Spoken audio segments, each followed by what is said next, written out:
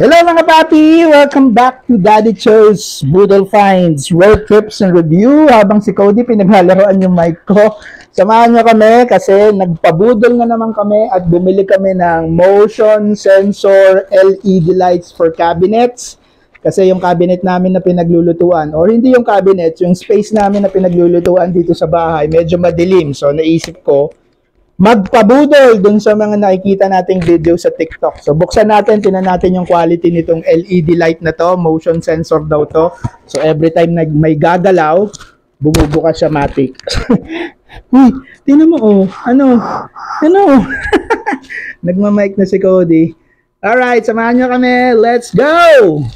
Throw your hands up if you with it, drop it.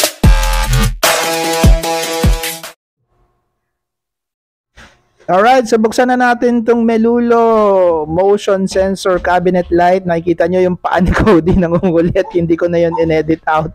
Nakukulitan lang ako. Pero andyan yung anak ko habang unbox kami. So, yan. Buksan na natin. And let's see kung gaano kaganda tong Melulo motion sensor cabinet light. This is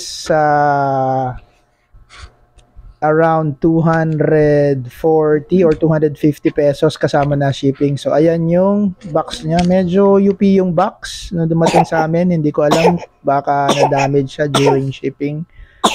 Pero let's see. Ayan. So naka-plastic yung LED natin. Ang material nito is parang aluminum. And then meron siyang dalawang magnetic adhesive sa likod na gagamitin natin para idikit yung light or yung LED sa cabinet natin. So meron rin siyang USB charging. Nakita nyo naman yung ports kanina. And again, this is the magnetic adhesive na ididikit natin yung one side dun sa LED light and the other side dun sa cabinet na pagdidikitan natin. So, di naman siya rocket science, madali-dali lang siyang i-install, maski sino, maski bata, pwedeng mag-install nito, madali lang siya. So, tanggalin na natin yung adhesive and let's see.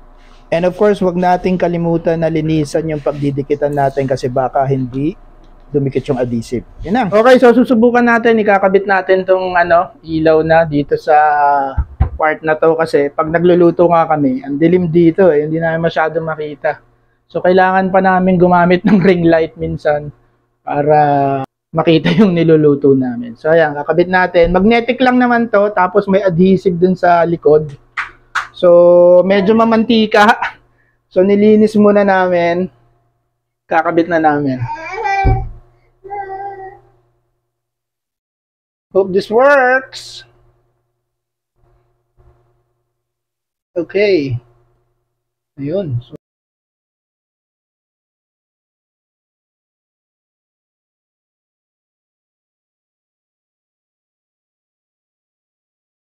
ayan ang itsura.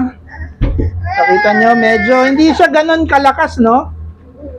Pero at least, pakita mo nga ito nga.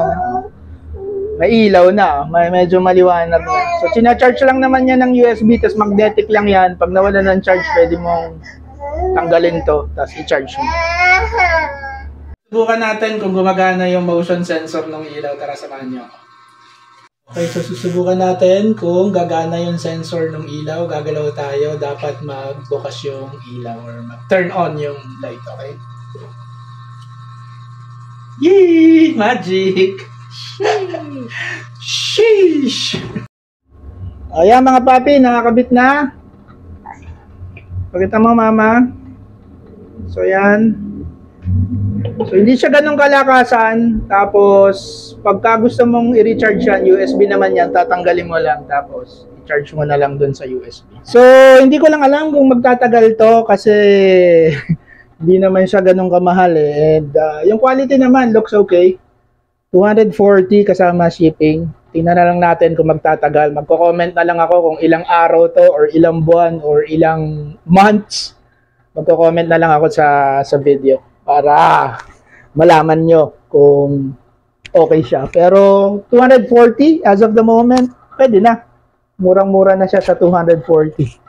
And nakakadagdag din ng aesthetics. Sa sensor to, ayan, konting on na.